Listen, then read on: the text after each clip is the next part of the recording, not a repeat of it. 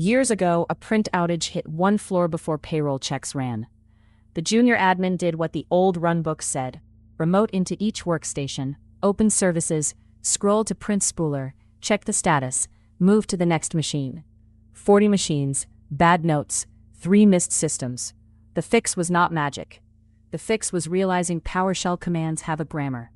Once you know that grammar, you stop hunting through Windows and start asking Windows direct questions.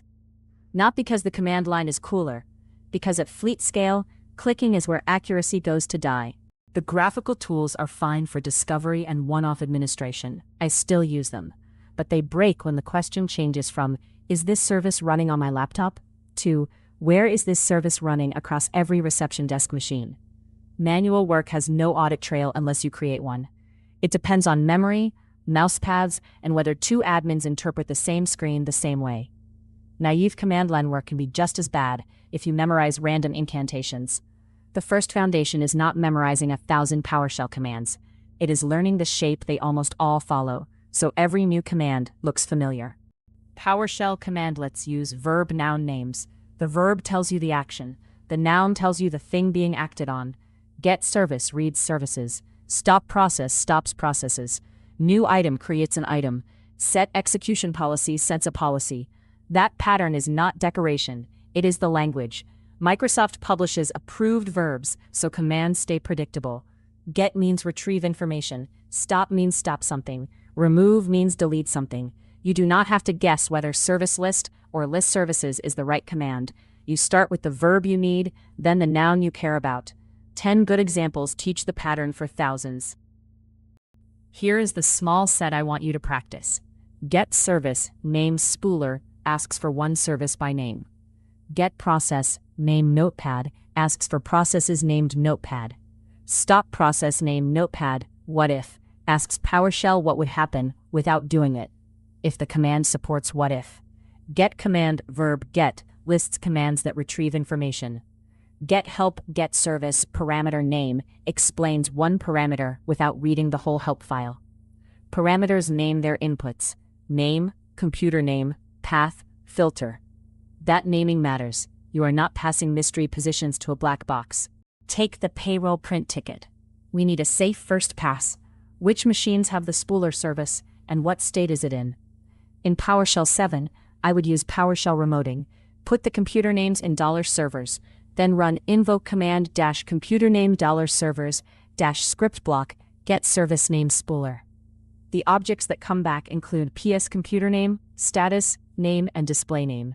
Pipe that to select object PS computer name, status, name. No restarts, no changes, just facts. If one machine is offline, handle the error, do not pretend it succeeded. The command name may be intent readable before we discuss syntax. Aliases are handy at the console. GSV can mean get service. GPS can mean get process. And LS may work when you are moving fast. My rule is strict.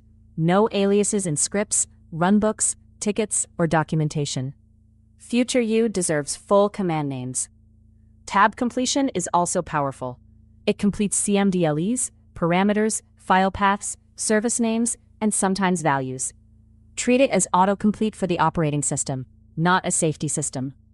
Also know the version scars. Windows PowerShell 5.1 has getWMI object. PowerShell 7 does not. Use getSim instance for modern scripts. Some older admin modules still require 5.1 or compatibility loading. This episode sits before the object pipeline on purpose. If command names feel random, the pipeline will feel like plumbing in the dark. Verb-Noun gives you the map. Get commands produce objects. Later, you will sort them, filter them, export them, compare them, and pass them into other commands. Active Directory, group policy, event logs, access control lists, and auditing all use the same naming idea. Not perfectly because Windows has history, but consistently enough to build muscle memory. When you see get AD user, get GPO, or get win event later, the verb already tells you the safest starting place. Here is your 10-minute exercise, safe on your own workstation. Open PowerShell 7, run get command -verb -get and look at the nouns. Do not memorize them, notice the pattern. Run get service, select object -first 10, and read the properties PowerShell shows you. Run get process-id $PID to inspect the PowerShell process you are using right now. Then run get help stop process-parameter WhatIf. You are not stopping anything. You are learning how to ask a command what safety rails it supports. Finally, type get serve and press tab. Watch the shell finish the operating system sentence for you. 3 beats to keep. First, PowerShell commands are not random phrases. Commandlets use Verb-Noun, and that grammar is the quickest way to learn more commands without memorizing a wall chart. Second, get verbs are your safe flashlight. Start there when exploring services, processes, logs, users, and configuration.